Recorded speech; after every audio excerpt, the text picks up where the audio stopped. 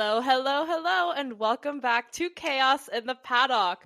I know we were gone for a while, and I am so sorry, and we'll get to some explaining, but I am joined today by Anna! Hello, girlie! Hello! Oh, I love being on these episodes. They're always so much fun.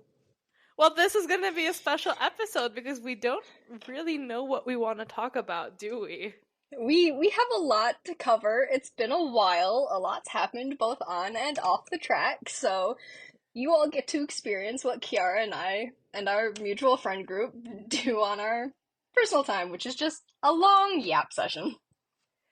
That is true. I mean, don't We do get this me a wrong. lot. We wanted to film this earlier, but in light of recent political events, we felt like it was wrong and everybody obviously needed to take We time. needed to kind of realize the state of the world that had just happened, which from the American perspective here, thanks for that. I needed a couple days. Well, I suggest investing in maybe Tinder Plus so that you can use the passport mode or Oh, I already like to drop my Hinge profile in Monaco. oh, there we I did go. that That's good. once. I That's the also found beauty of Hinge. right, recently I actually got a Frenchman in the area where I live, and I'm not going to dox myself on the podcast. Um, that he was actually his name was Antoine, and he was very sweet. And he asked me out and out if Charles Leclerc was my favorite Ferrari driver. Did you say yes? Yeah, I did. So, and he Yeah. just laughed at me. Oh boy. But yeah, I mean, look at it this way. Now's your chance to kind of like travel and hopefully meet someone to fall in love with that can offer a That's visa. And this goes to everyone. yeah. I'm not pinning this down to just like, the US. I'm pinning this down to everyone. Who knows? Maybe your Prince Charming is somewhere else. Maybe Which my I Prince firmly Charming believe. is in England or something. Yeah, I don't know, somewhere. I could probably ask Fleur for some recommendations. that is so Oh wait, true. no, I she's mean, younger than I am. I don't date younger.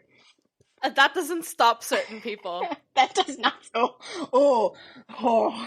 We gonna talk about that one? Well, we can. I mean, this is a very unserious podcast for like everyone Yeah. because we were just so busy all of a sudden. Like I have to admit, Yeah. during October, I'll just give you all the rundown. During October, I was technically on tour. I think I was. Like I was Yeah. on tour with the exception of the DTM finale because I obviously had to be there. I was working. Yeah, but I was also supposed to go to Mexico, but my flights got canceled due to like a technical issue, and that Ooh. led me to continue on and finish the tour, and I ended up in Oslo, which I was not packed for. I was fucking Yeah, that freezing. I was about to say you were probably really cold. I was like, I mean, don't get me wrong. I had like a sweater and jeans and a thick leather jacket that I snagged off my dad. But Always down for essentially stealing my dad's speaking, like jackets. my concert outfit or my other outfits in general, I was like in a mini skirt and cowboy boots and like a see-through top. Probably not proper attire for the weather of Oslo, Norway. I didn't have time to go shop in Oslo either because I arrived you on were the you day were of, like jet setting, and then weren't you that is immediately very true. afterwards to Brazil? Yeah. Like immediately, yeah. Yeah. I And remember then, seeing those Instagram stories. we're going, gonna "Where is she talk now?" about like Brazil as well because that was a freaking Maybe adventure in its maybe own. we should get Mexico and Brazil out of the way before we go on to the other stuff. Because knowing us, we'll go on many, many, many a tangent. That is very true. So I was very upset about Mexico because I wasn't there to see Carlos Sainz win the one race that I was supposed to go to. That is new because I've never been to the race in Mexico. Race. And I've never been to Brazil either. That's the thing. Like, I chose Brazil and Mexico because I wanted to experience something new. But no. The gods had to stop me from seeing my husband win the race. With is most likely, considering the 3 races we have left in the season, going to be his last race win with Ferrari. Don't say that. I have hope this weekend. Okay, let me have hope. Okay? No! Yes! If We you have guys to don't know Anna, she loves Charles. She's mentioned it a while ago, but she I does love probably Charles. mentioned it a million and one times, but considering how this might be a little mean towards Checo, but that's fine. Um, that last lap, last corner overtake Charles had last year, pipping P2 off Checo at the last minute, the fact that Charles is really good on street tracks, and the Ferrari is supposed to be good in Vegas. I'm hoping he does He well. was good in Vegas. We had issues in Exactly. Vegas. We I had mean, the manhole cover, and we yeah. had that messed it up. Don't I'm even. gonna go. There's a Mythbuster. Do you know what Mythbusters is? You know the TV show? Yeah, I do. There's an episode where they test the myth that if a car is going over a manhole cover fast enough, it can lift it off. They said it wasn't possible. I'm sorry, you didn't use an F1 car I going think the they speed of Mach 5 can they over a drive manhole that? cover. They would have need to like borrow a driver. And I think But this episode was like 2008 too, so I oh doubt for wow. it was a while ago. The Mythbusters has like 17, 18 Yeah, seasons now. they've been around for a while. But you know what? The Mexican Grand Prix for me as a whole, like just even watching it from the outside, because obviously I went straight to Oslo, and I have to admit that I wasn't at this point I wasn't really paying attention to the concert as much as I really should have, and I felt so bad. I was literally like in and out most of the time because I kept on paying attention and reading the chats. And here's the thing. Checo's dad was showing off the whole entire weekend. He was like, "Oh, my Oh son yeah. is going to be the next world champion. He is amazing. He is doing all of these like great things." And I'm like, "Well, what the fuck happened to your son then? Like, where is Yeah, why he? did he Where did finish he land?" P17? Is that where P17. he? Well, Yeah. checking the app once more because you guys, this is a while back now. Yeah, we've all Well, forgotten this is this. Brazil. Yeah, Not really. P17. We yeah. I wouldn't This say was a we while ago. forgot it. It's just that Checo's performance hasn't been up to par where you just think, if Red Bull wins the constructors this year, it's solely because of Max. And that's when you really have to take in consideration, like, do we want Checo? We don't want just, as a team, you don't want just one driver succeeding the whole time. I mean, yes, it's great for you, but it also looks like shit if you're keeping someone who clearly cannot give Max a challenge. Yeah, and especially, I hate to say it, and we have seen this rumor pop up earlier in the season with Checo that Liberty Media was kind of sticking their nose where they didn't need to be, and they were taking the money and sponsorship brought in by a driver over their talent and kind of preventing Checo from losing his contract. But as we saw recently, Kit Kat became the official chocolate sponsor of F1. If I don't get a F1 car shaped Kit Kat bar, I will riot. I Um, don't even like Kit Kat. I don't know I love Kit why. Kat. I don't like the I like the consistency. wafers. I eat it. I I love eat the it, but consistency. I'm not a fan of the consistency. It could have been like something else. Like, That's fair. give us But it's Kinder like Bueno. Kinders are pretty good actually. But that bringing in and with the fact that Checo was the face of that and probably has a pretty deep connection with that particular partnership, it's like how much does money play a role in keeping a driver with lackluster results at such a high performing team? Like the last 10 years, Red Bull's been, we'll say 14, so 2010 to now. Like, how much does that play into keeping him there against the wishes of, say, Christian Horner or Helmut Marko? Not that we generally take what those two say as gospel, but whatever. Well, I've been taking what Helmut Marko has been saying as gospel I don't recently. pay attention. I'm not What I'm has not he been saying mad. recently? I'm not mad. Like, he's been going at Checo this week, and he's like, yeah, it's all because of Max, and we need to rethink this whole situation. And Oh, I get okay, that. that quote I did see. If we win the drivers, it'll I be purely down to respect that. Max. He's Exactly. not Because it is wrong. purely down to Max. Like, here's the Yeah. thing with Helmut. He likes to yap. He enjoys being critical. But when he does make a point, it sits and it makes sense. Yeah.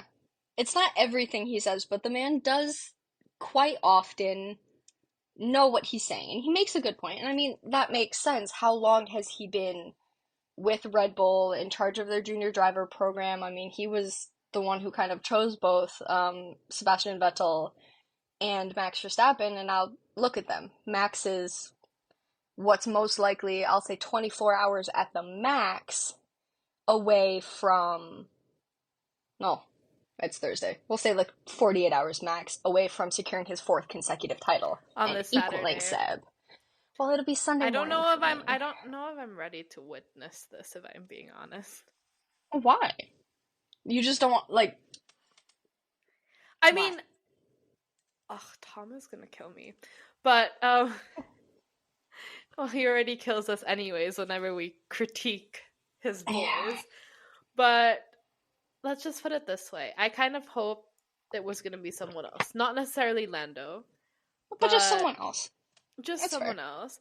But I also respect Max because as a journalist, I can see his skill. Like, I understand what the man is capable of doing, especially with that car. So him winning a world championship in that car that is essentially a shitbox at the moment.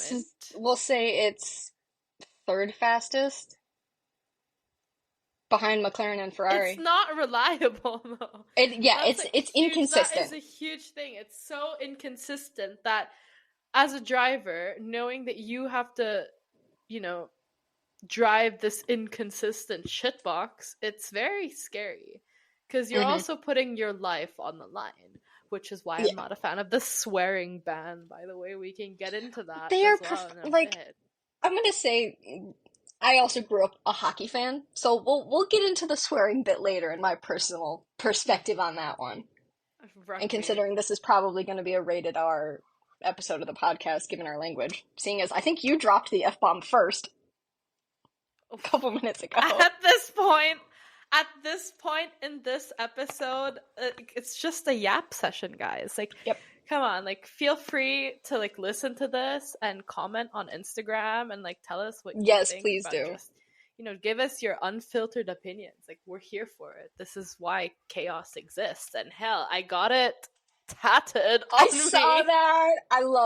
When you texted us that, I'm just like, I love that she's doing this. Also, for the listeners, I don't know if any of you caught it in the last episode of Chaos in the Paddock that I was on. I was recording close to my window and my cat was yelling, and he is back to yelling in the window again. Well, I don't hear it because I think I put on noise reduction. So. I'm also not. I've rearranged my room since then, so I am no longer right next to that window, but I can hear him yelling from all the way over there. Oh my goodness! But then again, you get to Brazil, right? And it's absolutely raining, and you're hoping, like... Brazil was an experience, because I feel like... Don't get me wrong, the country is beautiful. Like, I saw some of it, but I was also terrified, because everyone kept on telling me to stay home. To stay in the hotel and, like, not do anything. And, like, just go in and out of the track, and that's it, and go straight to bed, and straight to your room. But it was a very interesting experience because for me that was like the first, I wouldn't say like work-wise the first rain delay, but my first journalism rain delay, if that makes sense. Yeah, I get what you mean. We were all like cooped up in the media center, or we were also, I don't want to say this, like at some point, I just didn't even bother with my hair anymore because it just got so curly. Like, I was gonna say, it was probably humid. Yeah, didn't I text you guys saying that, I have to wear my hair in its natural state? Yeah, which personally, Color Wow did not help. Color Wow did not help me. Your curly hair, but that's just me. Being jealous with my pin straight hair over here. I would enjoy pin straight hair from time to time, if I'm being honest. Well, I have the Color Wow stuff in because my perm is still somewhat active, so my hair is quite wavy now. It's not curly anymore, but I have the Color Wow straight stuff in my hair. Yeah, but the Color Wow does have its limits because when it suddenly starts pouring... Right. I just was See, not happy with my outfit choice because I was wearing white. So yeah, I'm I pretty work in sure hospitality. we flashed half the paddock. Yeah, I work in Because I hospitality, so wasn't the only one. I've learned not to wear light colors. If I know I'm not 100% going to be at my desk all day, it's black pants. Because I always end up tearing them or getting some stain from cleaning something, so I do know how you feel But when it comes to I that. guess it brought drivers luck because hey, we've had like a double Alpine podium in like 10 years. I was about to say it's been a hot, oh my God, watching that happen. It's been a hot minute since Alpine was on the podium, but let alone like a double podium. There was a point in time in the race where I was already texting people like, "Oh my goodness, are we gonna have a French It's an podium?" Like, we but have a French a podium. French one too, because It Esteban was a was leading yeah, Esteban did lead. He did lead for for quite a hot yeah, he second. did. But He I was want to say ahead he of was the Max. last Alpine on the podium because it was Monaco last year. Because of, once again, I think it was because of the rain. He ended up what, No, P3? Pierre also went on the podium. Pierre was in the podium in Spa for the sprints. Oh, well, And then Pierre was in the podium, like on the podium, Oh my goodness, I can't on the even podium, English, and I am in the in the podium. U.S. Um, he was on the I'm American and I podium can't English, so in Sandford. There we go. Because I was remember that vividly. He was. he? Oh, my memory does not go Wait, back that far. wait. Sorry. Let's Now we let's have like to double let's check. double check. Sandford, So hang on, Sandford Zandvoort. Ah, race no. F1 The 2020. Netherlands. Oh, I View cannot even result. 2023. No, he wasn't. Oh, when He was was this? P9.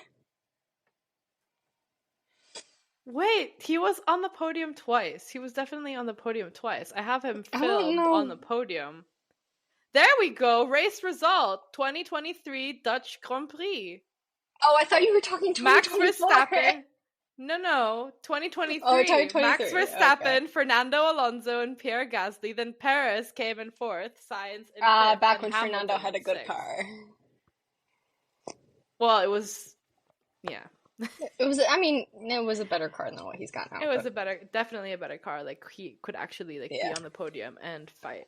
But yeah, Pierre But the Gasly Brazilian was, Grand Prix weekend, what rain forever and always will be the great equalizer when it comes to motorsports. that is Because true. it just causes chaos and opportunity. So, And I have to say, like, the people you'd expect to be really good in the rain kind of messed up unless you're Max Verstappen. oh, let's see. What did we have that weekend? We had three Russell DNFs, was in fourth one as well. DNS, and one Disqualification. DSQ. Yeah, No. Hulkenberg with the first. We had two DNS because Albon and Stroll didn't start, and Hulkenberg got black flag Well, because he kind of got beached, and then the people like helped the yeah, and then marshals. bringing about the first black flag since Canada 2007. Oh, If I remember the stat 2007. correctly, it was 2007. I I thought it I was much said longer than I said that. that Lance was a DNF because he did he made the formation lap, whereas Alex, who was the well and true DNS because he wrecked his car, didn't even leave the garage. So like Lance left the garage. That's why I said DNF. But I guess technically because he didn't start the actual race when the lights went out, I guess technically he was a DNS. Do you think this was karma for Alex Albon because of Australia? Considering I currently have a Logan Sargent video going absolutely viral on TikTok, I'll say yeah, a little bit. Okay, But Logan, if you're I won't say listening to it's this, Logan. I love you. I hope you get an IMSA seat so I can see you at the Detroit Grand Prix next year because I got tickets for that. So I'll be going to my first race in any way, shape, or form. So that'll be cool. I won't say it's karma for Alex.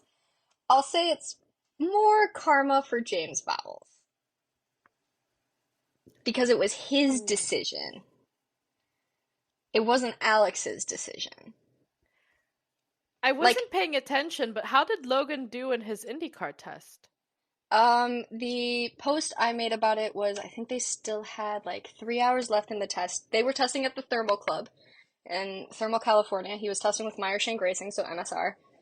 Um, he finished third overall in a car he's never driven, on a track That he's is never good. driven, in a car with no power steering.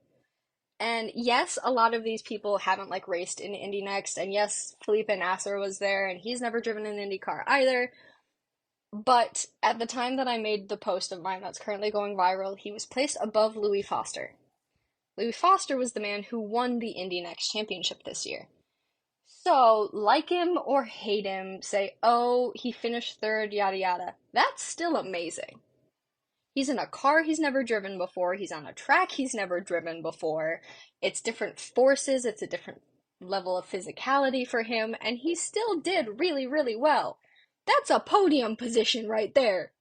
So, sorry, there's my little American No, patriot heart coming out I there. think it's great because the past few the well, I can't even speak. Well, the past few podcasts, obviously we spoke about Logan Sargent on a more negative light because there weren't any results that we were really getting in Yeah. F1, He wasn't able to drive in Australia because Alex Albon wrecked his car, so Alex got to drive Logan's car.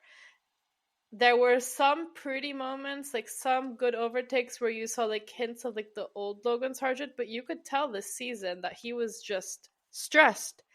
Very, very, very, very, very stressed. Like he lost his youthfulness. So to Yeah, have he something lost his positive, love of racing. I think he found it So, again if he was able to yeah. get P3 in that test like that he's Yeah. never And driven before. MSR is actually really, really good when it comes to their social media, so their Instagram stories. They allowed people to like ask questions. They had that ask a question sticker.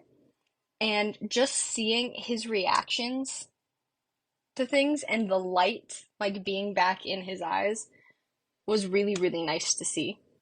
He looked like he was having fun again. Which, like all of these drivers, yes, it's a job. Yes, they're very, very competitive, but they're there because they love what they're doing. And it's a sad, sorry day when you no longer love what you're doing. Yeah. So, And I think this is a reminder for everyone as well, because it's not just drivers that burn out. I mean, why do you think I went on tour for a whole month? yeah, Or even longer than that, because I I technically think still it am was longer away. than that. Yeah, I think it's a little bit longer than that. I'd say it was like 5 weeks, give or take Ay, a ay, little bit. ay. Ay, ay, ay. You've been Little Miss Globetrotter over Yeah, here. everyone keeps on commenting that, like, on my social media, but, like, let's Yeah, clarify one thing. I usually either travel for work or I'm meeting my family somewhere, yeah, which essentially is what happened. But yeah, I mean, Brazil and Mexico were very eye-opening to me in the sense that I'm going to quote Mr. Oscar Piastri from our media session today. Mr. Oscar Piastri said Lando essentially, lost his championship, yeah. which is true. So, I mean, I mean, there's all a lot of Max needs to places do though. is get Outscore him by points. 3 points. He just, it doesn't even matter where they finish. Max just has to finish ahead of Lando. That's all That it is comes down to. true. The only way Lando could potentially win is if Max does not finish in the remaining races, I guess. Yeah. And even then, I know, I think there's enough points between the sprint in Qatar, the race in If Qatar, if and then the race in Abu if Dhabi. Max If Max, like, DNFs in every yeah, race, he'd yeah. have to I, DNF and Lando would have to place like first. I guess. I was about to say, I think Lando would at minimum have to end up on the podium and Max would have to DNF Yeah. every race left. But I'm gonna pull a Claire here 1 second and Uh-oh. rant about what my Brazilian Grand Prix weekend was like. So I'm sitting there, and of course this Brazil before daylight savings time kicked in, was only an hour ahead of me. So I'm up, I'm sitting there, I'm enjoying giggling at the fact they keep pushing back the delay 15 minutes at a time. I was like, all right, fine, whatever. MotoGP, which is what I was referencing Miss Claire about, uh, was in, where were they? Malaysia? They were in Malaysia. So Sepang. Thailand? No, they were in Malaysia. They were in Sepang. Oh. Kuala Lumpur. Sorry, I just heard my stepdad yell at my cat. Um, and so obviously all of that is very, very early or very, very late in the day for me. I was up for 36 hours straight. Stressed and unimpressed because this championship fight went all the way down to the last race, which happened this past Sunday. So I went from waiting for free practice in F1 to watching practice and qualifying in MotoGP to watching the sprint in MotoGP to watching a very insane qualifying session 3 hours before the F1 race to watching the F1 race. I was up for 36 hours straight. 36 hours. I I'm feel crazy. your pain. Because I was, like, the first bit of it, I was on the air, like, in a Yeah, plane. you were probably flying. I was dead. Like, my body is shutting down because I'm also getting sick. And this is 'Tis why. the season. It's not just like 'tis the season. If you think about it, there's like 24 F1 races, right? I mean, obviously, I don't do all of them because I also have like, Formula E on the side and some DTM or WEC or IMSA. Even IndyCar was suddenly on the cards this year. So physically, like I don't Yeah, want to say like you're I'm not probably physically a dying. little burned out. Yeah, and mentally. So if I'm already feeling this way, like how much more do you think like everyone else? Oh my goodness, we have a new face on the podcast. How you spit me. We have a visitor. Hello, we have a visitor, you guys. This is my cat Niall. This is probably gonna end up on TikTok. But this is Niall. He always likes to sit in my lap when I'm recording the podcast or screaming outside my window. So I think his paws are wet. It's snowing outside again. Oh, he just put his wet paws all over me. Yeah, that happened to me. Did you meet a cat? No, I was fishing. Oh, how did Yeah, when you said that, like, that is the one thing I have never expected Kiara to do is to go fishing. I guess I was so burnt out from hearing cars go like vroom vroom the whole entire time that I needed to go That you fishing. needed something going bubble, bubble, bubble. Oh, I kept thinking like blub blub blub, fishy, fishy, fishy. Where the fuck is everyone? I figured out I do not have the patience, nor do I have like the stillness to be able to go fishing. I've never been able to fish or hunt, so I feel your pain there. I'm too ADHD to be sitting still for that long. I cannot. I don't know, I felt like such a princess. It was so bad. It's just not your thing. It's not my thing. Like I was fine with the hiking part. I was enjoying it. I don't know, for those who follow me on social media, I posted a story. We were like in Lake Cuyamaca. But like that was such a beautiful photo. Is it? I saw that photo. Yeah. Everyone hated it. I loved it. Okay, where I live, and I'll live in Michigan. I live in the Midwest. So we don't really have mountains in the lower peninsula. You have to go into the upper peninsula where it like borders Wisconsin and Canada to get mountains or bigger hills like that. So I always enjoy seeing them. So, because like I'm used to huge lakes. Like I live in the Great Lakes state. We're comprised of two peninsulas. But it's a whole other thing to see like mountains. So. Well, if you ever come visit me in Germany, like Switzerland is literally like what 45 minutes away. We'll go. If I ever make it to Europe, I'm not gonna get out of the car. We're gonna do this in the summer, not in the winter where we can potentially I'll pop die. Out, take a quick photo, and we'll continue whatever road trip we're on. But yeah, I mean, the summer would probably be the better time for me to come because that's usually the slow season for where I'm currently employed. you should.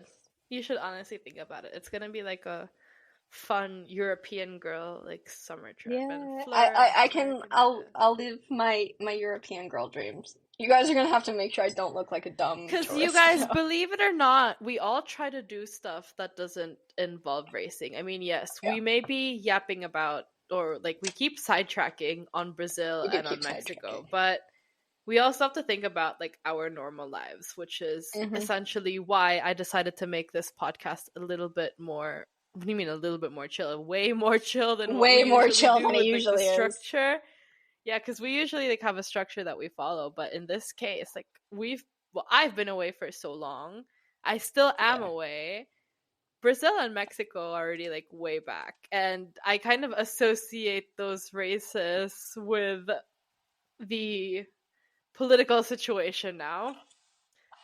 And I don't know. I mean, besides like what was going on in Brazil and besides Carlos Sainz winning, I wouldn't say it was that eventful in Mexico either. But I think Brazil was No, the most Mexico eventful race. was chill. Brazil was where all the action was. Max going Exactly. P17 to P1, the double French Alpine podium in the end of the French Civil War, the DNFs, the DNS, the DSQs, just the chaos. Hearing Liam and Ollie both say it's like, hey, this is dangerous. Like, I don't, Ollie literally saying, I don't want to die over the radio, because that was his first, like, serious rain race Yeah. in F1, which go Ollie for being a super sub, but Ollie for not being able to do the rookies test at the end of this year. That is true. Him attending But that race and like racing does remove his like rookie status. But then again, it's kind of cool knowing that yeah. you were able to do all that because this is good practice for him coming into Oh next yeah, season. especially the fact he's had 2 races in a Haas now. Because if he had just had back in Saudi Arabia when he covered for Carlos when Carlos had his appendicitis surgery, that would have been one thing. But that's a Ferrari versus being in a Haas, which is his car for next year. He now has more practice in that car, or what's going to be a somewhat similar car, versus the high speed of a Ferrari. Well, So it's hopefully it's gonna be better. insane. Yeah. There I if low-key want Haas to go back to their like prime. Yeah, what was that like 2018 was their highest? I want to say 2018 was their highest constructors finish. I think Like they were 2018, like 19, they were like 20. P6, something like that. We need Yeah. Haas Chop for this. Okay, so Haas Yeah, Chop, if where's you're Henry? listening to this, exactly, Henry. If Henry. you're listening to this, please correct us in the comments because we're literally like blindly yapping. And Yeah, I'm relatively sure it was 2018. I'll say 85% sure that that was their highest finish. But if Io Komatsu keeps this momentum and keeps carrying it up, a la McLaren after Silverstone last year, and just keeps going on this upward trajectory, I would love to see what both Esteban and Ali pull out next year. Because I honestly think it's a good pairing. I'll say that. Some people have their thoughts about Esteban and about Ali and about having a somewhat young pairing. I think it's going to be a good one, personally. But I think Haas is setting themselves up for having a good year. I want to see what they're gonna do in Vegas because, like, Viva listen, Las Vegas. no, I purposely did not put that song on the chaos post. Like that was me. Sorry. I went for Katy Perry on this one because I feel like I will be hearing Viva Las Vegas every Yeah, single probably. time. How many But Elvis impersonators do you think are going to be in the paddock? I have no idea because here's the thing: like I haven't decided if I'm going yet. That's fair. So But I by the mean, I'm time sure people we'll listen to see. this, you'll either see my story of me watching the race on Saturday or, maybe even just going there to be in the club. Because I I'm think just so Vegas would be at the tired that I bottom on my think list. Vegas is like, listen, I was texting McKenna because McKenna, Mimi, and I think her name is Lindsay from. I know Mimi and McKenna, but I ask them what their game plan is, because if I do show up, I mean, obviously, like, I can just flash the media pass, but yeah, grandstand tickets are like $700. Sorry, not grandstand, GA. I was about to GA say general tickets. admission. General admissions are about like $700, and I'm like, I've never had to pay $700 for anything. Don't get general me admission. started on Liberty Media and the price of tickets to the American races when they're trying to break into the American Do you know market. how much Kota was? I know at least last year you could go to Costco and buy a 3-day general admission ticket to the U.S. Grand Prix for $350. That's still At okay. Costco! For 3 days. That's not a 1-day ticket, that's a 3-day ticket. So that's good I think for that was American still okay. prices wise. Yeah. But I don't know what they were this year. I know generally, I think Coda, and I am totally pulling this out of thin air. From what I've seen of people who have gone to Miami and who have gone to Coda, Coda is the more affordable one. I also think that takes into account like transportation and like lodging, but I know Miami's expensive, but Miami's just an expensive city, and so is Vegas. So I think all said and told, when you factor everything in, from tickets to however you get there, whether it's driving, flights, whatever, and accommodations, I think Coda's at least the most affordable. Convenience wise, Miami and Las Vegas are better than Coda, because Coda's like in the middle of nowhere. The track is annoying.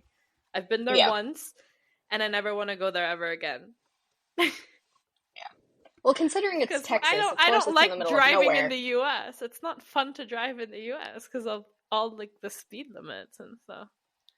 Well, there's not most of Texas. There are pretty high speed limits because you can drive for 20 hours and still be in Texas. For any European listeners who are wondering the size of the state of Texas, you can drive for 20 hours. Probably gonna do like an off-season geography situation here. Yeah. Because I mean, for me, it's about the same amount of time to drive to Texas for Coda as it is to drive to Miami. Because Miami's pretty far down the Florida Panhandle. How long do you need to get to the street track of Detroit if you're gonna do that one? From where I'm living currently. Yeah. From the west side of Michigan where I live to downtown Detroit, because the track is also like along the water's edge. I'd say it's probably about 2 hours, 45 minutes. That's fine. You could do. And that's driving almost all the way, like, width-wise across the state. Because for here, I don't know if this will be a clip, but living in Michigan, I can show you where I live on my hand. So I'm over here. This is Lake Michigan. I'm like here. So little farther inland. I'm about 45 minutes away from the lake. Over here is Detroit.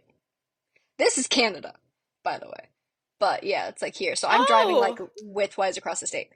Yeah. The Ambassador Bridge goes from like here to Canada. So Michigan, the only place in the entirety of the United States where you can drive south to Canada. And there's the Ambassador Bridge, and then there's also a tunnel under the lake, so you can take either route. The tunnel under the lake would give me so much anxiety that I would go for the It's like bridge. the Eurotunnel. Even though I'm not driving the Eurotunnel. That's right. No way. That's fair. I will not do that. I would rather fly, because anything... actually, I'm scared of anything that could potentially kill me. I think I watched too much Final Destination, because if you guys remember, we did like a movie post, like F1 movies you can watch during the summer break, and we did include not F1, sorry, motorsport related movies, and we included Final Destination because there was like a NASCAR Final Destination situation going on. I've driven, I think we all know the scene of the log truck.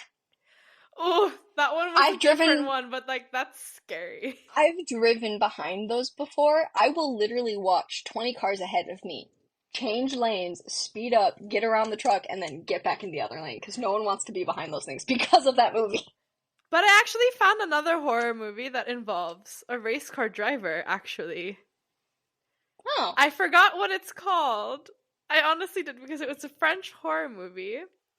Okay, So that makes sense. it was on Netflix, and a zombie outbreak came to be in a race, like during a race, and he got in his car and like drove away and saved like a child. Interesting. I don't know. It was so random. It was really one of the most random things I saw in the whole entire world. But like, That's it's fair. kind of But also, a funny Kiara, concept. you'd be safer, and this is speaking from a Michigander's point of view. Not in a single seater car. No, driving through that tunnel from Detroit to Windsor, which is Detroit, Michigan to Windsor, Canada, then going over the Mackinac Bridge. No, which connects the Lower Peninsula to the Upper Peninsula, because And that why bridge is gets that? shut. Because that bridge gets shut down if it's too windy. Because it's a longer suspension bridge than the Ambassador Bridge is. You can pretty much, as you're driving over the Ambassador Bridge, you can see the whole thing. Like driving up to the bridge, you can see where the bridge ends. You can't do that unless it is a crystal clear day up in Petoskey, which is the very top of Michigan. I'm just gonna have other people drive for me. I will take a plane if I have to. I will hire a plane if I have to. But That's yeah, fine. Oh, you can because just go to there's a ferry that can take you across. I do not enjoy ferries. Like me being It's like a 15-minute boat ride. Yeah, here's the thing, you guys. So I was in Hong Kong. Like the reason why it was so difficult for this podcast to be filmed is just I was in such a different time zone. A time zone that probably made more sense recording wise because Maddie also realized that it was easier to talk to me being in Asia than it is like being in Germany sometimes. And That's true. because I was you were a lot easier 15 to get. hours ahead of all of you.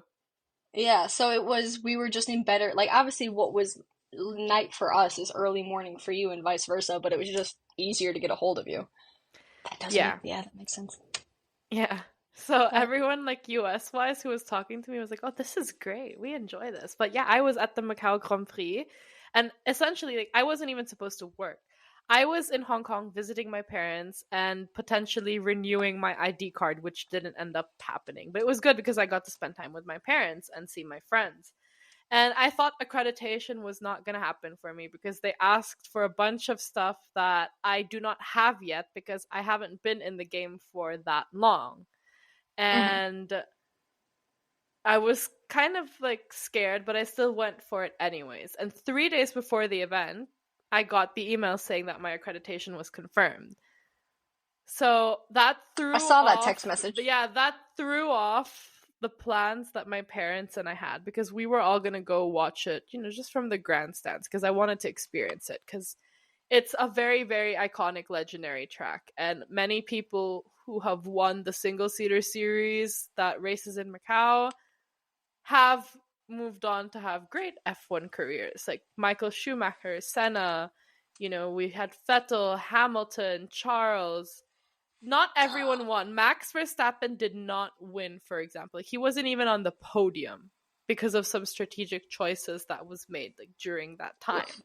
But everyone who survived Macau, went on to have great careers because it's such a difficult track and especially if it's raining. And that's what happened to me. Like I was reporting on a full-on rain race, which hasn't happened in a while. 7 red flags during a quali race. It wasn't even like the race itself. It was like a qualifying race. So you had like 2 qualifying. So you had a qualifying for the quali race, and the quali race, which is like a sprint race, determined the grid for the Grand Prix on the Sunday. 7 red flags, you guys. I don't know how the hell I managed to survive that because at some point it just gets very tedious or it gets very strenuous to write because you always update a race report every 10 minutes unless there's action happening back to back. But that was insane. As soon as it went green, it would go red again. So yeah, that's what I was doing. But yeah, that was a very interesting feat, and it was kind of funny for my parents to see what I actually do because they live in Hong Kong. Were your parents there with you, or were they just watching the race? They were watching. They ended up not going because of the weather because my mom was like, my hair, my outfit. But they kind of realized how strenuous it actually is to be working a race weekend, because it doesn't end when, I get to the track early morning. I took the ferry from Hong Kong. Like, for reasons, I just decided to stay home because the ferry is like an hour to and from Hong Kong to Mm-hmm. Macau. And I kind of felt bad because my parents, planned this whole 2 weeks with me, and now that I suddenly had to work, we couldn't really do the activities we had planned. So I just decided to go home every night so I could at least see them and have dinner with them, have a drink, like chat. And they would start parenting me because they haven't done that in a while. So it would be like, "Oh, you should go have That's a what shower happens every time now. you go home, Yeah, yeah. you should have dinner. Oh, stop writing. Like, that can wait." And I'm like, "But no, this cannot wait. Like, Yeah. this has to Like, go this up is time sensitive. again. Yeah, like is this has to go up at a certain time for like the readers, because if you want the clicks, like, you have to go You round have the to be on, clock. like, on time, yeah. Exactly. At least, like, at the very least, it needs to be at like up as a draft so that the next person who's available can, like, the next editor who's available can put it up, so that there's round the clock content. And surprisingly, my Macau Grand Prix coverage has been one of my well performing coverages this, like, whole entire time I've been doing journalism. So I'm very Nice. proud about that. And I was also one of the only journalists to ask a question to, like, the drivers, so that's hilarious. But I'll go on and talk about, like, experiencing the Macau paddock, I guess, like, on my TikTok. But yeah, I mean, it's kind of funny because Macau is actually the Las Vegas of, like, Asia. I do get those. Obviously I've never been there. I'm not a very well-traveled person quite yet. I'm hoping to change that in the next couple of years, but just looking at photos and like when you've seen it represented in like various media, so movies and TV shows, it does give Vegas vibes. I mean, it has all the same hotels, with the exception of, like, the Bellagio. We have the Parisian, we have the Venetian, that looks exactly the same.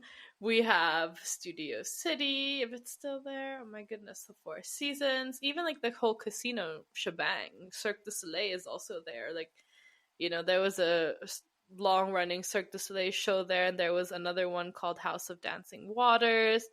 We even have the Lotus and MGM, for God's Yeah, sake. those are Like, big hotels. I think I sent everyone videos of Grid Girls because there was a lot of Grid Girls. Each major hotel had, like, a bunch of Grid Girls. And there was also a competition where everyone could vote on their favorite Grid Girl team. Oh, That was so that's random because interesting. I don't know, like, I felt like very judged as soon as they would walk past me. But oh, but here's the funny thing. Like, for those of you who know racing, or really, really understand it, because a lot of people are new to it, or a lot of people don't know, like, technical terms yet. But after a race, usually the car goes into Parc Fermé, and you're not allowed to touch it. And what do these grid girls do? There was one, like, group of grid girls who went to a car that was currently in Parc Fermé. That can cause major disqualification or, like, a fine. I was Yeah, it's here like for the that's drama. I was not here for good. the absolute drama, because it was also a series that I wasn't working. It was, like, during the GT, so sports cars, guys. But one thing that was also funny is that Asian fans, like, I mean, I did the Shanghai Grand Prix, I did Japan.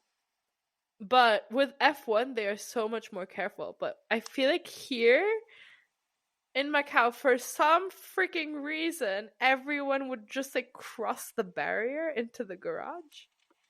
That's That was wild for me because I was standing there and I know some of the drivers, and I was looking at them and they're like, "Oh, right, this is your first time covering this, like, in Macau. Like, we so were they forgot to just like, warn oh, you." that's normal? Yes.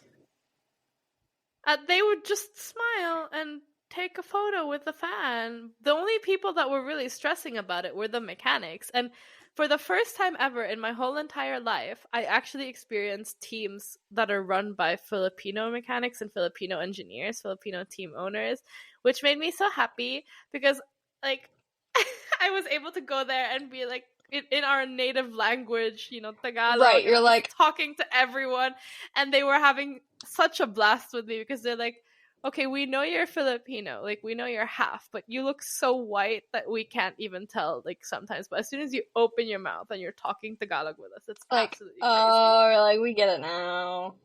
Yeah. They even offered my parents paddock passes, which was like really sweet. But my mom really just didn't want to go, and my dad was like, "Come on, we have to go. It's our paddock experience. Come on!" And she was like, "No, it's raining. The weather, my outfit. That's not gonna happen." Like, we're not doing this.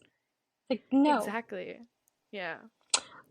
Sorry, I keep looking at my application for tickets for the Detroit Grand Prix next year, and it just keeps making me happy. Do you want me to look over it after this podcast? Oh no, it's literally just it's like, oh, it's the ticket sales thing. So it just says, oh, Oh, you've you made an don't want to application for try and tickets. get accredited? I mean, I can. There is a link for the accreditation application. I haven't looked at it yet, though. Girl, you should go for it. Okay, hang on. Honestly. Let me see if I can actually find where I had found that link. Well, you're gonna have to let me write for Chaos for Indie next year, so I get a little experience. That can be arranged, but like honestly, you I can have to work also on my writing you can first. you So can do content creation as well. this is true. So yeah, media members interested. Sorry, you guys are getting the behind the scenes of how this shit works. Uh, Exactly. I mean, this is the whole point of like the Yap session. But okay, let's like while you're reading that, now that oh, we're it like said okay in Macau. Oh, the request link will be posted in the spring closer to the event, so I don't have the access to the link quite yet. oh yeah, Boo. that's usually the case. That was the case with Macau as well. I couldn't apply until they told me I could apply. So you just Yeah. have to keep on checking and keep on hoping. But now that we know that Macau was like kind of like the Las Vegas of, well, is the Las Vegas of Asia, how do we feel about Vegas this year now that we've had a year to kind of essentially take in what happened last year, which was a lot? It it was a lot. I'm trying to remember how much of that I was watching last year. Like, was I awake when Carlos had his incident with the drain cover? I don't remember. I I think I was awake. was. I was freaking there. I was on the roof, and I'm like, I think I think I what is this? was awake.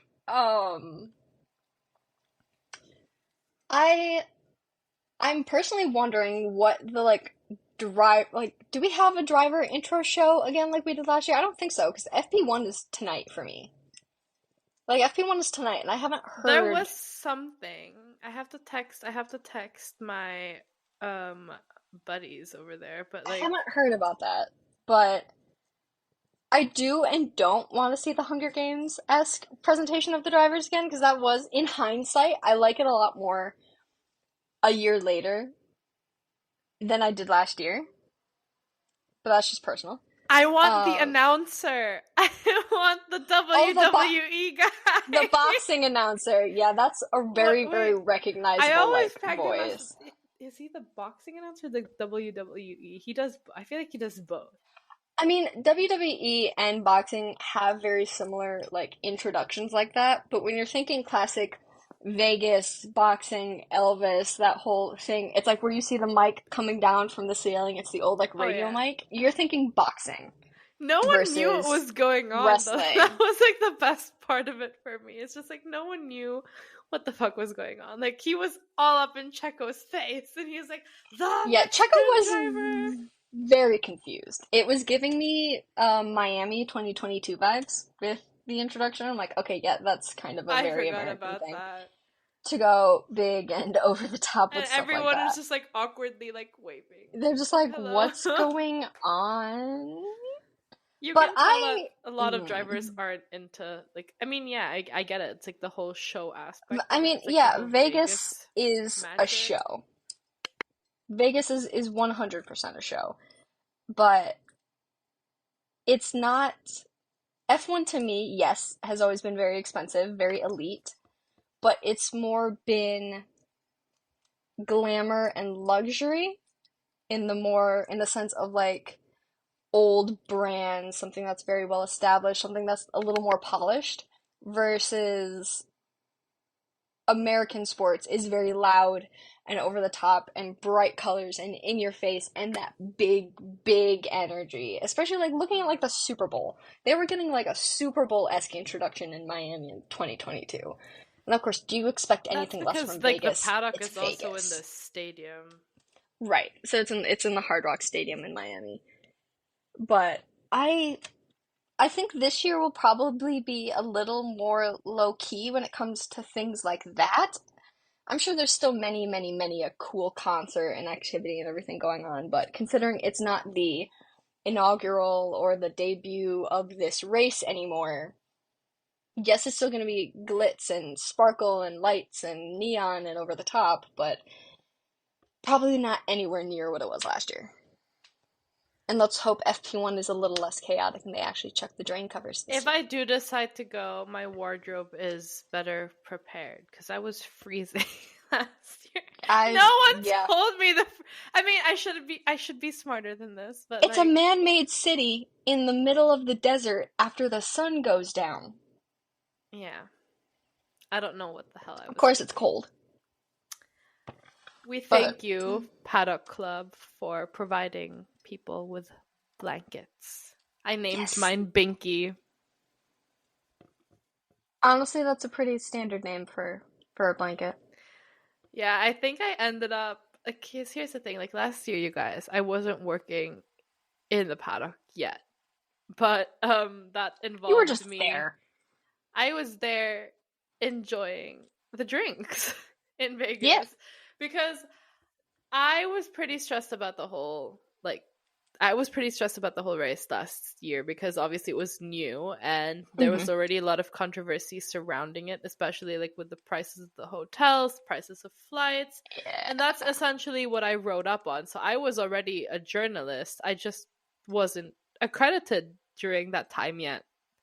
And one of my first real opinion pieces was actually about the Las Vegas Grand Prix, and that ended up Mm. doing really well as well because I was comparing all the prices.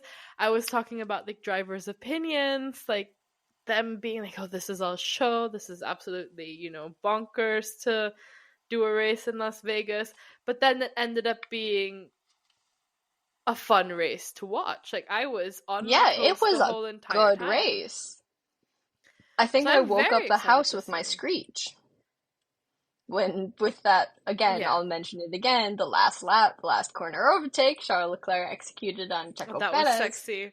That was so And it was sexy. from literally as far back as he possibly could have made that. It's a And he just boring went track, but it makes for full great send. racing. Exactly. It's a Yes. very boring track. It's very simple, but it makes for so like the racing And it was makes so for a good. high speed street Yes, circuit which too, is why I'm because so of its excited. simplicity. Yeah. Exactly. I'm so excited about it because everyone has been saying that Ferrari is looking really good. So, do you think we could get our Ferrari 1-2, or at least get both of our boys on the podium?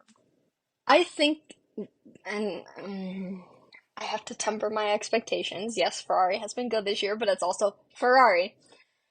Oh my I think gosh. at minimum, the worst result, barring anything absolutely insane, that I would expect from those two this weekend is a 3-4.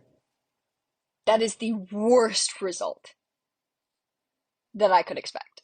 Because I am very much so expecting the top five to be made up of Max, Lando, Charles, Carlos, and Oscar.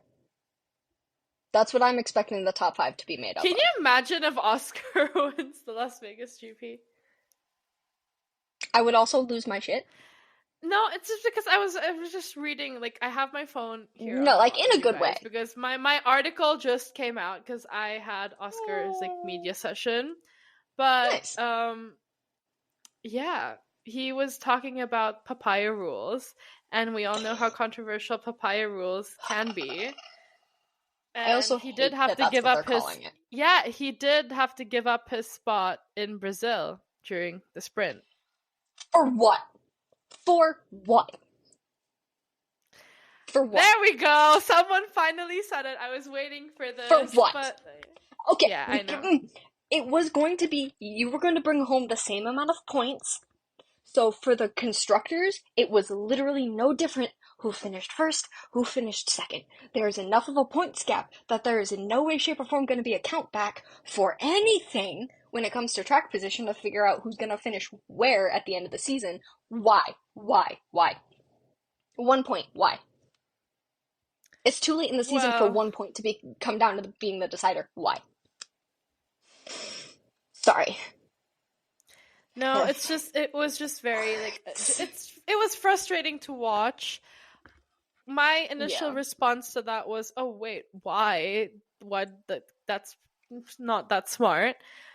Yeah. But it's good that he's actually in a position to be able to fight for races. So I think with Oscar, like the last few remaining races, I think McLaren have to be smart. Okay. Lando is out of the of the drivers' championship because it's just not mathematically possible until unless Max Verstappen DNFs every single race up to Abu Dhabi. So Vegas, Qatar, and not gonna happen. Abu Dhabi. It's just not, like, probability-wise, it's not gonna happen. It's statistically improbable. Exactly. So we have to be smart here. Do you want to do the Constructors' Championship? Because then you need both your drivers. Because obviously Red Bull is not going to cut it because of Checo. Checo's ruining that for Red Bull anyways. Yeah, they can't be wishy-washy about it. And I believe it was Stella, specifically, made some comments about how Lando's Drivers' Championship was never the focus of the season. And I'm like, most of your strategic decisions say otherwise. Lando. Yeah. Yeah, and have been focusing on Lando. So I'm gonna blatantly, and I'm not gonna censor myself, seeing as this is an R-rated episode of the podcast, I'm calling bullshit. I am calling massive bullshit. You're saying his Drivers' Championship fight was not the focus of the season, and yet the team orders. You say, oh, the Constructors was always the end goal, and yet the team orders. The Constructors is now your goal because of the high statistical improbability of Lando winning the championship. And I will say with my whole chest, Lando is world championship material. I think it might take another season or two before we see that well and truly. But if McLaren keeps screwing up and keeps pulling these papaya rules bullshit, and again, this is a very unpolished podcast episode, so take what I say with a grain of salt, and everyone's entitled to their own opinions. If they keep pulling this bullshit, if they do not double down and solidify where these boys are gonna finish and, like, how they're going to interact with them, if it comes down to, oh, who's finishing in a higher position, who's gonna bring in more points, they will lose the Constructors' Championship to Ferrari. Ferrari is, seeing as I have the app up here, let's see. But we kind of want Ferrari to be better. Right, Ferrari is currently... Oh, geez. I can't do the math. Give me 1 second. Pulling out my calculator here. Ferrari is 36 points behind McLaren in the Constructors right now. That is possible. They mess up, it will go down to Abu Dhabi. They both need, like, a really, really high finish of, like, Carlos and Charles. Yeah, you need a 1-2, a 2-3, or at the very least a 3-4. Yeah, 3-4 in 2 races, and the other guys have to be much lower. At least one of the McLarens to be decently out of the points. Yeah. I'm talking P8, 9, or 10, or out of the points. But McLaren need to truly batten down the hatches. I was about to say it's probably pretty hot. They need to batten down the hatches and focus on the Constructors if they don't want to lose it to Ferrari. Oh, boy. Because Red Bull's 13 points behind Ferrari in the Constructors right now. But I hate to say it, Checo's not going to be in a DNF Checo. Do we have any predictions for Vegas? Considering crazy stuff happened last year and crazy stuff happened in Brazil, I'm going to hold back my predictions Oh my until tomorrow. I'm going to wait till FP1 and FP2 have passed just to kind of see how the cars themselves are doing, not necessarily individualistic drivers, before I say anything. And that's generally how Okay, I well, if take it. you're At least doing that, I'll I'm wait gonna for be at the least unhinged one. one. You can be the unhinged one. I'm generally the unhinged one, so I'll take being the smart one here. I'm gonna be the unhinged one and say my Ferrari boys are gonna, be good and give us a podium, a double podium. I will actually go on and do like a bold prediction for the general public, and I will Alright. say, you know what? Let's do something insane and be like Max does DNF this weekend. Ooh, if he DNFs this weekend, he's gonna win in the sprint again If in he does Qatar. not, if he does not DNF this weekend, I promise I will do a tequila shot for the, race review podcast, and that will become a clip. There you go. So if Max doesn't Or like DNF, not even a tequila shot. I'll do like I don't even do I have because I will be home by then. But do I have tequila at home? I'll do a vodka shot. you'll do a shot of I know I something. have vodka at home.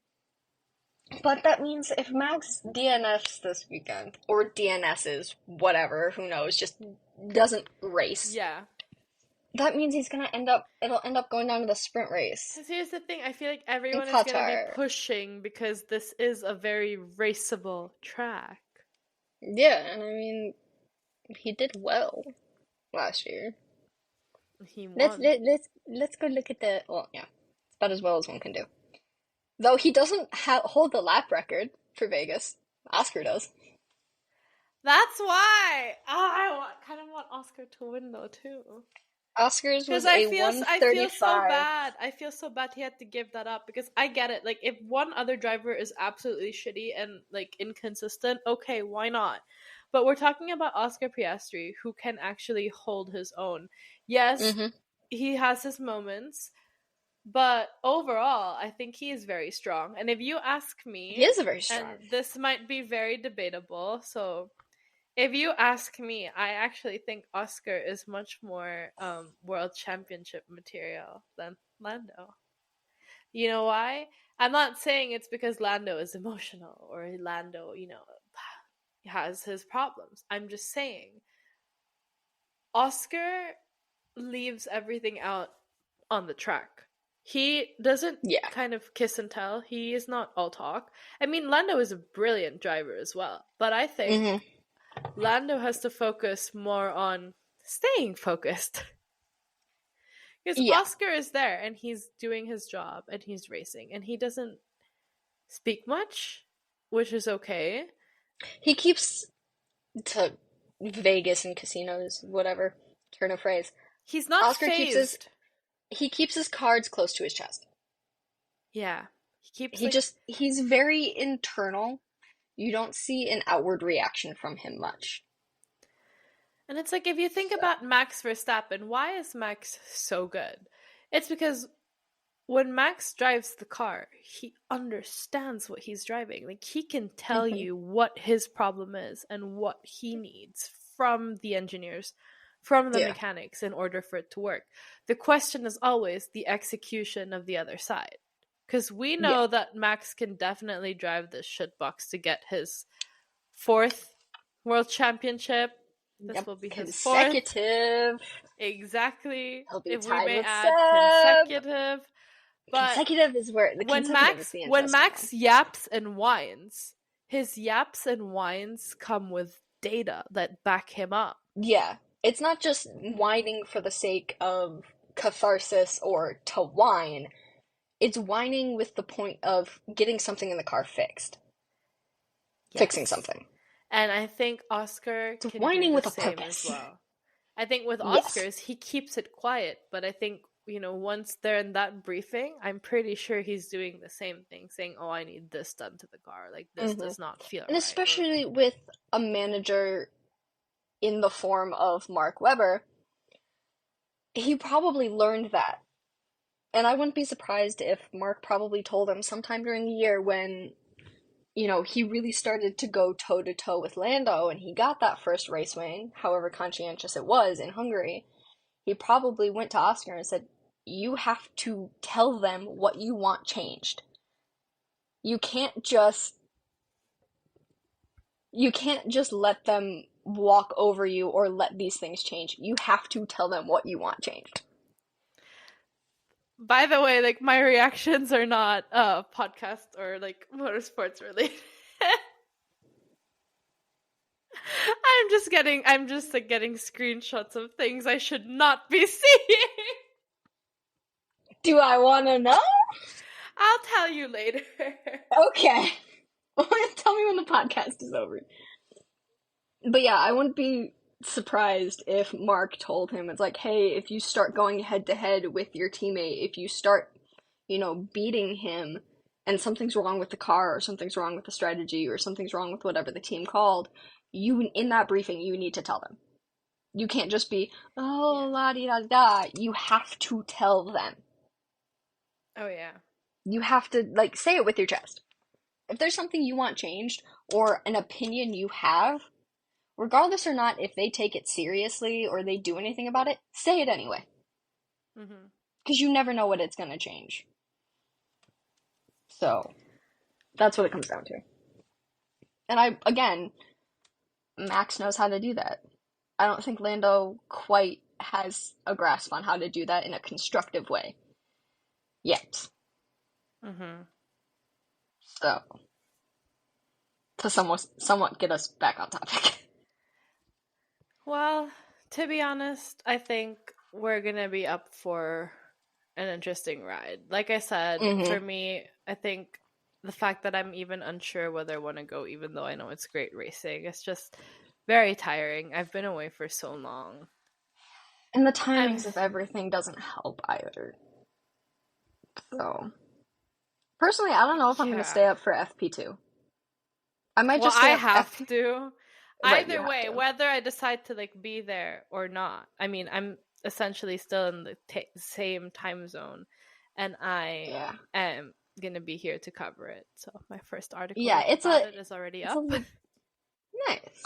It's a little less late for you. FP1 is 9:30 to 10:30 for me. I think what's helping me is that I'm like I said, like I'm in the same time zone anyways. Like Vegas isn't that far from California anymore, like from I think the area at most it's like so 5 hours-ish. Problem is I'm not really in LA anymore. I'm like in Huntington Beach. So that might be a little different. I'm very close like San Diego. So that's probably going to be, if I wanted to, I would have to like fly, but that's not going to be a very long flight either. No, it's maybe like an hour. Exactly. So I can always get there. But yeah, it's just a very tiring GP because of everything that's going on around. At least it's going to be a relatively short GP because it's only 50 laps. And if the fastest lap record is... Thank you for saying that. Yeah, here, let me do the stats. You have the honors of doing the stats. I do have the stats. So, a little bit of preface, if anyone is not really all that sure how the race distances and the lap amounts in F1 races work, there's a minimum race distance every F1 race has to hit, barring Monaco, but that's a special circumstance there. I think at minimum it's 305 kilometers. Do not ask me to tell you what that is in miles per hour because I am reading off a screen, not doing math in my head. So the longer the F1 race circuit, the shorter or lower amount of laps you will have in an F1 Grand Prix. So say a track like Vegas, which is 6.201 kilometers in length, looking like an upside down pig, means that it is a longer lap. So that is the lowest lap time is held by Oscar Piastri. It's a 1:35.490, meaning that's the like fastest lap time. Meaning longer circuit, longer lap times, less amount of laps. The F1 Las Vegas Grand Prix is run to 50 laps total. So upside down pig is so good. It is an upside down saying. Oh, and the total race distance is 309.958 kilometers. For anyone I don't wondering. know what that is in miles either. I don't ask know what me. that is I'm either. European and not American. Kilometers is European! I know, but I don't know how to like convert it into miles. Hang on, screw it. I'll just pull up a conversion A chart. Oh my Cam to god. miles. Okay. So 309 point. Oh no. 958. 958 means it's run to 192.598 miles. So I'd say a little less than like a. Wait a minute. Topic Oh, no. change. Oh god. The Queen has posted. Charles, Charles, you bat out of your league! how the hell did you pull That. Alexandra? Oh my god, where is she? Was she in Venice? It seems like it's Venice. I was about to say, was that Venice? I saw her Instagram stories like a couple days ago. I have no idea if she's gonna be in Vegas or not. But if she's gonna be in Vegas, I don't think she's in Vegas. I have to step my game up. No, because Charles was making his. They were customizing shoes somehow. I think they were customizing Pumas, and he's said, "I miss Leo," and he has like here. I'll show you because it's literally. Doesn't it also say like Leo is the best, like their dog? Yeah, here, look. You can see it has pictures of Leo and it says Leo is the best. And Leo is with Alexandra right now. Ooh, okay. So yes, Leo is with Alexandra right now, so I doubt that they are in Vegas. Well, it's gonna be a very long flight for a dog, and I wouldn't even consider that. Yeah, I mentioned that I was planning on going to Sephora, right, in one of our group chats earlier. Did you go? Because no, I'm going on Saturday when my dad is here. Oh, or do I have a Sephora near me? Not a big one. I'm going with my dad when he's coming over.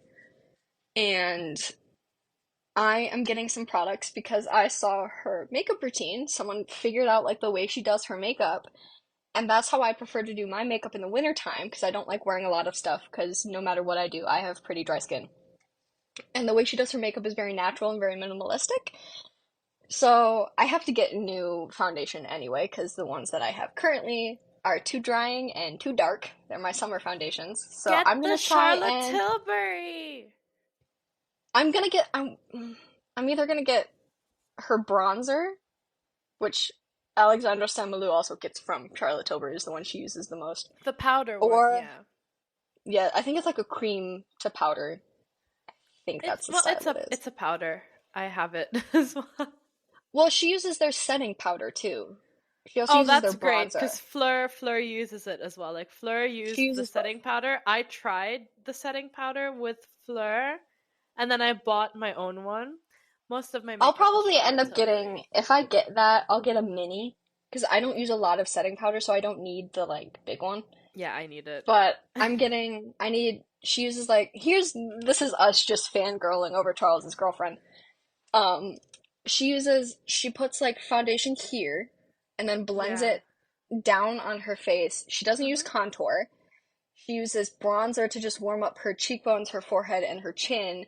And then she uses a very similar like shade of blush that I do. I don't use Rhode.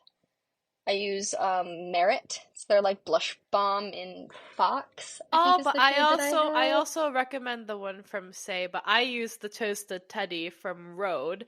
And McKenna, when we were in Nashville, McKenna kept on using it. It's pricey. But you don't need that much though. That's the thing. It's like one dot on your cheek is enough. Do they sell it at Sephora? No, they don't. You have to order it. Like McKenna ordered the whole set. Like she ordered the whole shebang because the thing is, it's so multi-purpose. Because you can use it on your cheek, lip, cheek, eye. Yeah. Exactly. But one of the things I have, and you don't need that much because if you put a lot, because I accidentally put a lot because my lighting in Hong Kong was not it, And my mom was like, you look like you went into a tanning bed. So there, speaking of Say Beauty, that was the other bronzer I was considering because I It's prefer good. cream products and ones that go on a Hmm. little bit more sheer. So Say Beauty has a mini glowy like super gel set where it's got it has Sun Glow, which is the more bronzy toned one, but it Yeah. also has a new one that's a limited edition shade that they're not selling in any other set. Like you can't buy Stop it it because I individual. just ordered that. It's Do the I have warm to run glow. to Sephora? It's like it's in a set and you get Sun Glow I and Warm have Glow. the And I Warm Glow ordered is the like Star Glow and sent it to my best friend. it's like I want the Warm Glow. I don't like I can keep the Sun Glow one until like the summertime, or I can use that as like a bronzing agent. But yeah, so I'm gonna end up picking that up. But Alex, she's influenced me so much She's unintentionally. influenced everyone. I think we're gonna have to go into a deep dive on the influence Yes, Wags have on I us want to in a be. different podcast. This is gonna be off-season content, you guys, but off-season Yes, this will be content off isn't season gonna stuff. last that long because Formula E is obviously starting in 2 weeks. I So gotta find somewhere to watch Formula E because I want to pick that up. I will I'm gonna send have you a so. link.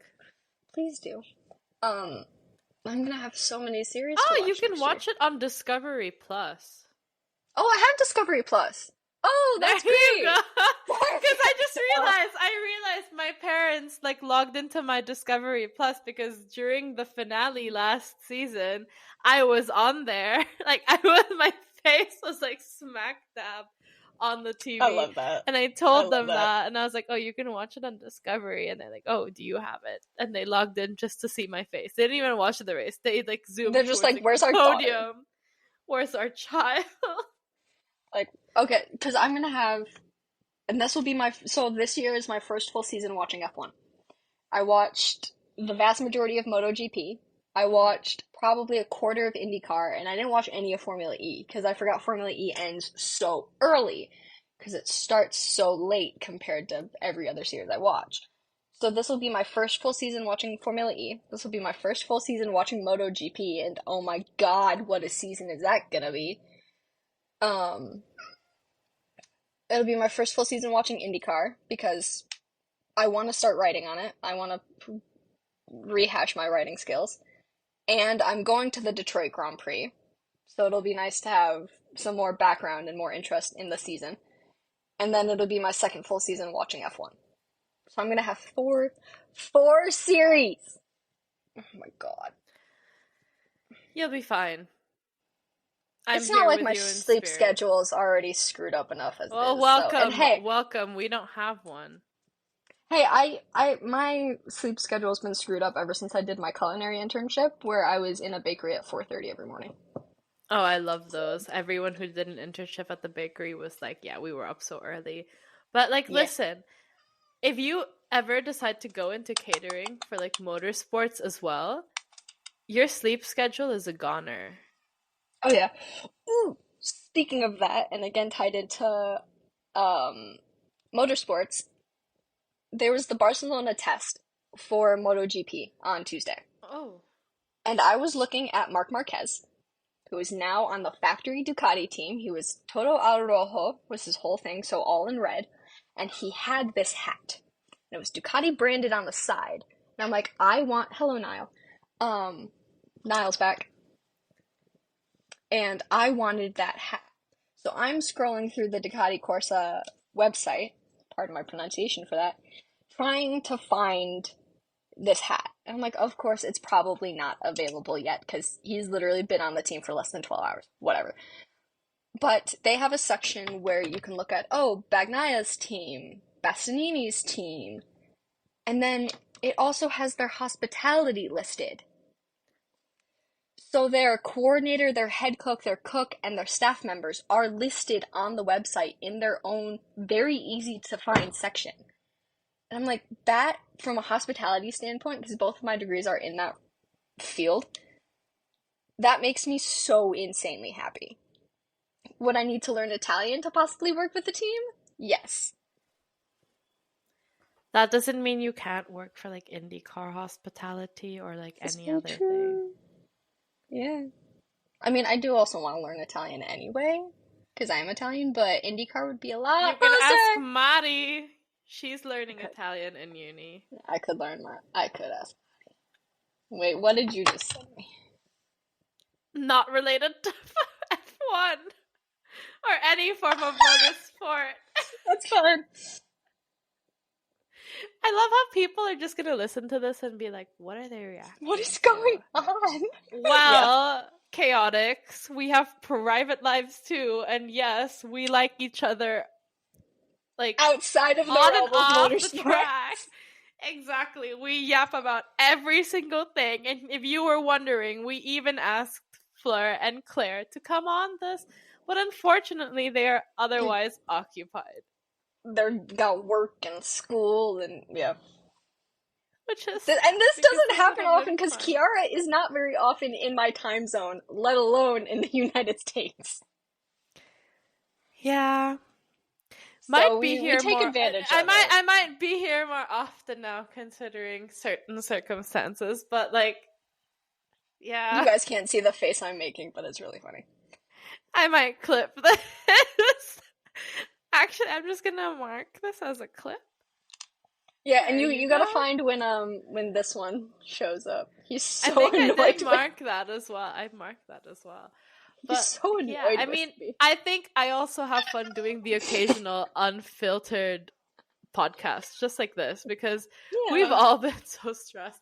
This season is about to be over, and then my season, I don't even have an over season. Like, that's You the don't get a thing. break. No, I don't you get a don't get a break. They're just like, no, ma'am, no. You're not allowed. And You I'm don't going get a back break. on tour. Yeah, don't they have a US tour coming up? I Is that forgot why to tell you, I'm gonna be in like the US for a very long period in the summer. you want to take a pit stop and come see me? Girl, I'm doing the California portion of it all. Rude. You could come to the Detroit Grand Prix. That will depend on the time schedule, when and where. But yeah, I've kind of promised myself, although I love what I do, and this is like for everyone, you can love what you do, but once And you still feel take like breaks.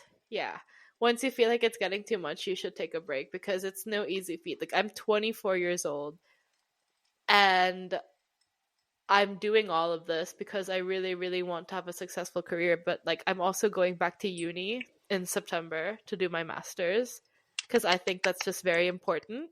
So I won't be in paddocks as much, but it's gonna be a good break.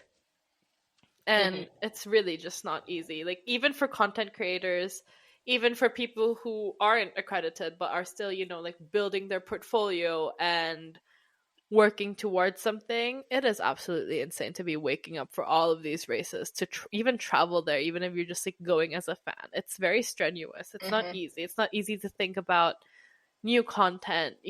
It's a full-time thing. It's a lot.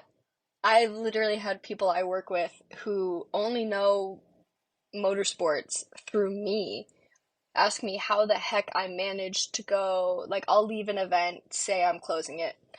2 a.m. If there's a race an hour later, I am still wide awake and I don't go to sleep until probably later in the afternoon or late morning of that following day. And I've been at work since 2 or 3 p.m. the day before. And they're like, "How the heck do you manage this?" I'm like, "It's because I love doing it, but I also know how to take breaks and just completely turn that aspect of my life off." Well, I found And you a just have to. reason to take breaks. There you go. Because Yes, you did. I You found a found a reason to reason. take breaks. I have Yes. a reason to take breaks now. That reason is currently climbing a tree, but yeah.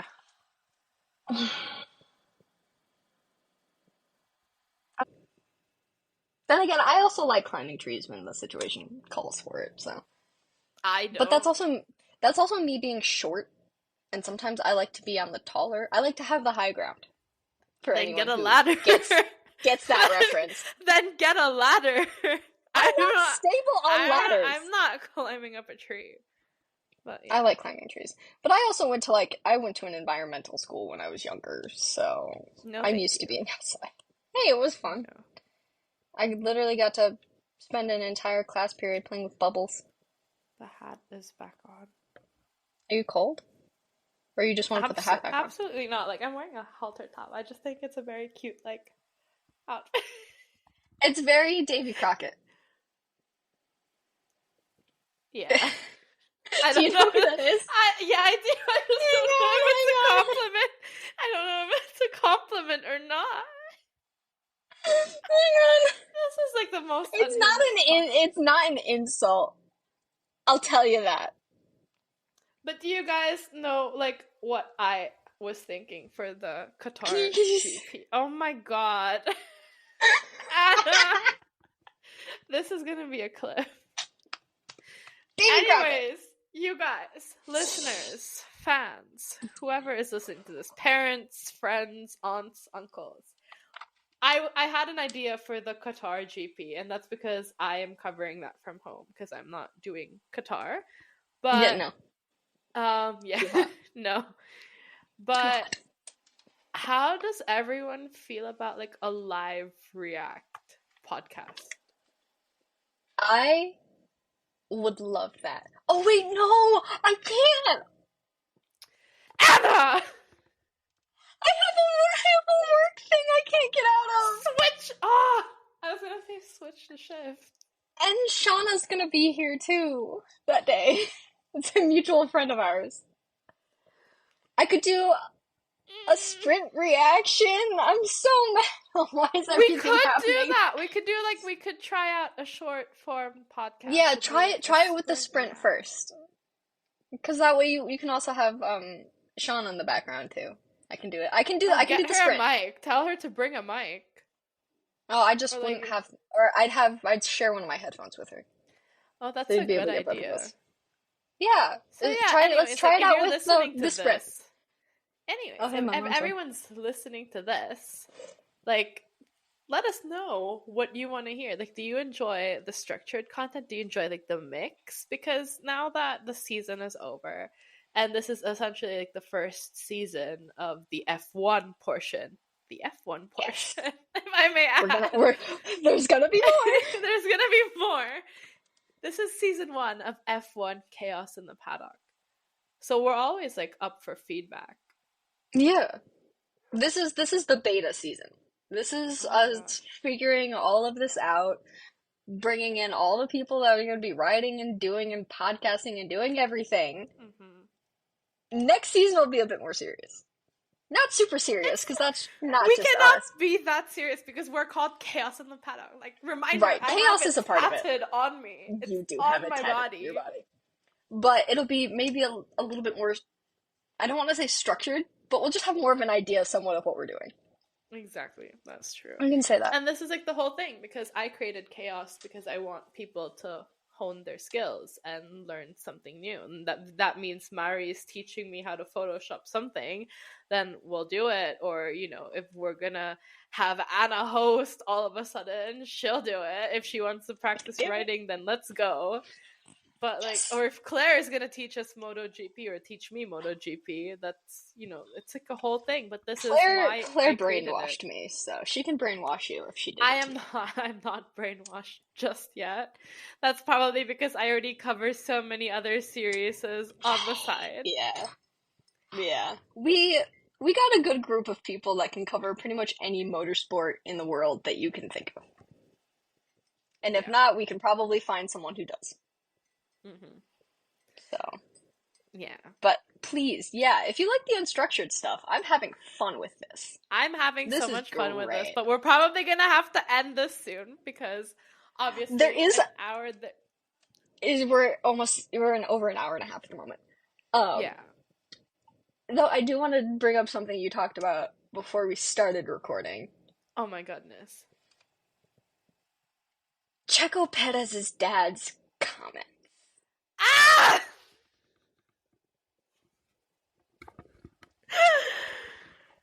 Oh boy. I have not seen exactly what the comments were, Let me. so if you can find them and send them to me, I have thoughts. I'll just I'll ramble, considering my handle on TikTok is Racing Rambles. That's not my handle on Instagram, but um, considering that one of the first like big videos I had on TikTok that blew up was me talking about, it was a very short clip, me talking about Ralph Schumacher making an extremely brave decision to come out in a world and in a sport and in a series that is not exactly kind to anyone who is not a cis person, a straight person, was huge. Because it's like, yes, that's not the first time you've had drivers, former drivers, commentators, whatever, that aren't straight, but it's the first time someone's come out and said it. It's the first time someone's been brave enough to come out and say it. I Not too I terribly can all that read far it. removed from the sport. I have it out right now. So essentially, Yeah. like Anna said, Ralph Schumacher came out earlier this year that he is gay. Hmm. And a lot of people in the paddock already knew this. Like Right. It's a small community, so people it's a small probably knew. community, but it's also that's how you know what journalistic integrity is. It's not our story to tell. It's not anyone else's story to tell. If he's going to come out, then he's going to come out Hmm. and do it in his own time. And that's how you know that you're dealing with a bunch of serious journalists A bunch of consummate professionals. who have that integrity and who, stick to the coda. Yeah. And Paris's dad, and I'm reading this from planetf1.com, by the way, not even my own site, but yeah, very credible. There's a driver who was a Formula One driver turned journalist.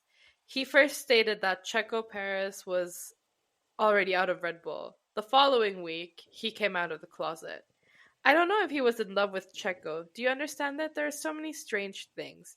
You no longer know if he's a journalist, a woman, a gentleman, but his opinion doesn't matter, not because of Checo Perez, but because of what his ex-wife said about him. Schumacher did respond. Okay. Um, he responded with a post on Instagram saying that in this situation, like he would have probably defended his son because Ralph Schumacher's son, David Schumacher, is also a race car driver. Probably would have Hmm. defended this son, but probably in a different manner. He added that he's not angry, and this was in quotes, with Paris's dad, but his son's on track performance would be a better argument. Like Hmm. let's leave that track action because if you're thinking about it, like Paris's dad, like we talked about in Mexico, was going, "Oh, my son's gonna be the world champion. He's gonna win. He's number one." Yeah. Where are the But, results? right, you can talk your child up as much as you want. That's within your right. That's what parents do. But But you can't yeah, say that to a media source if said child cannot back it up with results. he also, like Ralph also said, as for the style, I would be different, but we know Mr. Paris with all his emotions. That's why I'm not angry with him. Right. And Ralph understands he's coming from like a father's perspective. But we do have to say that Checo did deny like that he shares the same views as his dad Yeah. because when he was asked about it in the media pen, Paris replied with, "Yeah, definitely. First of all, I don't agree with any of his comments. I think he did a mistake in that regard. I don't share any of his views, but at the same time, I don't control what my father has to say. I can only control what I say, and I think it's important as a sport to always show that whatever happens on track always remains on track. That's the way I see it, and we should always be an example for the rest of the world." And I think he handled that response well. He I did. don't think I don't think he had to say that much because at the end of the day he has a point. If his dad is going around saying that comments, like he can't go and stop every single thing his dad says Hmm. because then they're initially just switching positions. Who's the dad and who's the child? Right. Like you All can't police Checo what could a do is parent is gonna say. show respect, Yeah. and leave it out on track, like he said. Yeah, I think he could have said it, essentially pared it down to, because I feel like some drivers use too many words or say too many things when they can just leave it very short, simple, to the point. You could say, essentially, I don't control what my dad says. I don't agree with what he says, and I leave it all out on track. Yeah.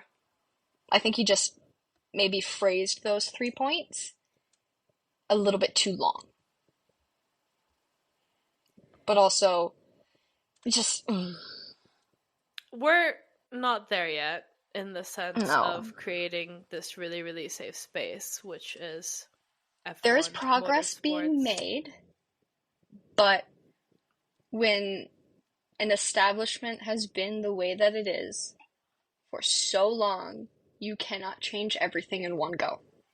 Oh yeah. It's not blunt force, break it all apart, change it, put it back together again.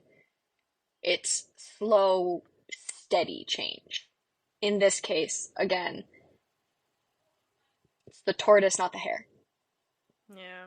You have to be slow, you have to be steady, you have to be methodical about it. You have to make sure you're going about it the right way. And this is why we still have a lot to work on. But it's good to It's see not that just there are mandatory. people, yeah, it's good to see that there are people in the space already and quite well established in the space that are ready for change, that are pioneering that change. That even if they're neither of the two aforementioned things, are still open to change. Mm-hmm. Because it's like you're not going to destroy what something is at its core. You're not going to destroy what F1 is, or MotoGP, or IndyCar, or any other series or sport in the world, or Mm-hmm. any establishment in the world. Progress is not the death of something at its core. Mm. It's just changing what it is in a changing time period. Like, we're not in the 60s, 70s, 80s anymore. 21st century, you have a whole new crop of people coming in too. So of course things are going to change. You just have to be open-minded to that.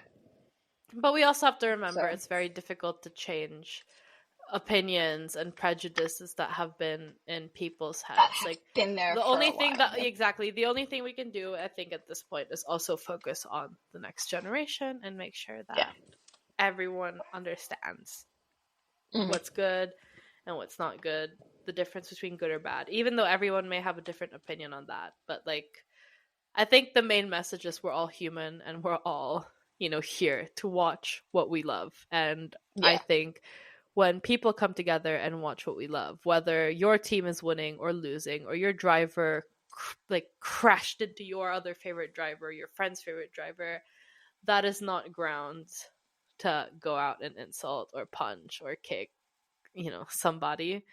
Yeah. So It's yeah, not that's it's not grounds to hate on somebody. exactly. It's the sport. It's a sport. It's a competition. And these are grown men who know, in most cases, how to leave what happens on the track Oh yeah. and let it stay there. And also who know how to police their own damn fucking language. Sorry. Oh yeah. That was a point we were gonna get to. See, Yeah. because we got kind of serious for a second. That is true. I mean, it's okay to get serious as well because this Yeah. has been quite like I woke up seeing this because now now I wake up to the news that I normally break, Welcome to my life. which is not good because now I have like the urge not to sleep. And I mean, okay, it's not sleeping time. I think in Right. Germany it's around like 10 p.m. I just honestly like cannot be bothered with the sun right now after I don't know if you That's can fair. tell, but I am pretty red. I don't know if you can see like do you see this? I can see a little bit of the redness, yeah. Yeah. We're not going to deal Yeah. with that right now. But I mean, it's always No good to claws. reflect on it's always like good to reflect on these kinds of things as well and then, Mm-hmm. talk about them, not just like report that Ignore news them. once in a while. I Yeah. woke up and I saw that and I was like, "Oh dear, not again." But like, hey, if the drivers get fines for swearing, can't the parents get fined for something? Because I know my mother got red carded one time during a rugby match. I've seen parents Yes. get ejected from hockey games. Yeah. So if that can happen in any other sport, I think hey, FIA, maybe this could be considered as, a point in time where you actually issue a warning, because I think Ralph Schumacher is one of the more respected people in the paddock. He, Yeah, especially considering he's raced in the sport too. exactly. It's Yeah, like some he people didn't are deserve that. entitled to having an opinion. Like everyone's entitled to having an opinion. I'm not always happy with the way he reports on things, but hey, Right. attacking someone and saying, "Oh, I think he's in love with my son," is absolutely ridiculous. Like, just don't. So, on that note, I hope no more comments come from that side, and I hope, Checo has most likely spoken to his dad, and hopefully Red Bull Yeah. have too. Hopefully Red Bull have Yes. too. But yeah. Hopefully Red Bull have spoken to Checo's dad the way they've spoken to Helmut Marko about watching what he says. There you go. Marko always listen. There we have it. No, but on that if note, the FIA can find a driver for saying fuck in the context of talking about how horrible their car is, not just dropping an F-bomb for and give community service. And give community service. Also, I love how Charles's fine for that comment from Mexico was more than any of the fines handed out for various other things over the course of the Brazilian Grand Prix weekend. But it's like, they're professional racing drivers. They're all grown adults. They're all over the age of 18. They can police their own language. But if someone's going to drop an F-bomb talking about how crap their car is, or how they reacted in a given moment, let them. I can guarantee you, whoever's watching F1 is going to hear worse from other instances. It's not like this is the first time they're going to hear someone curse. Oh, definitely not. They're probably going to hear me curse a lot this weekend if I show up. Imagine if I get fined. Oh my goodness. And I mean, there is grounds for talking to someone about excessive cursing, but like, I've gotten talked to at work about my language before. I have not. I have. But yeah, enough being said about that. I think everyone's made their points quite clear about how they feel about the way FIA's been handling things recently. Yeah. Well, we hope that nothing of that sort is going to take place this weekend, because on that note, I guess we're going to leave it all for the podcast on Monday, reviewing the race. And until then, everyone is allowed to, interact with us on social media. Please do. And give us maybe your questions or your reactions for the race so that we can all talk about it on Monday. Yeah. That was Chaos in the Paddock. I was your host, Kiara Martin, back from a long hiatus. And this was Anna. Anna, tell us back your for my... So, it's been a little bit wishy-washy. I am Racing Rambles on TikTok. Then I am also race.rambles on Instagram, but if you don't want to follow me there, that's fine, considering that there's absolutely nothing on that account right now, but I'm sure you will see me linked on the Chaos in the Paddock's Instagram post about that, so feel free to just interact, but Racing Rambles on TikTok is where you will find me the most often. So. And guys, don't forget, grab your drinks, because Vegas is going to be one crazy ride, and we will see you there. Bye, everyone. Bye. Bye-bye.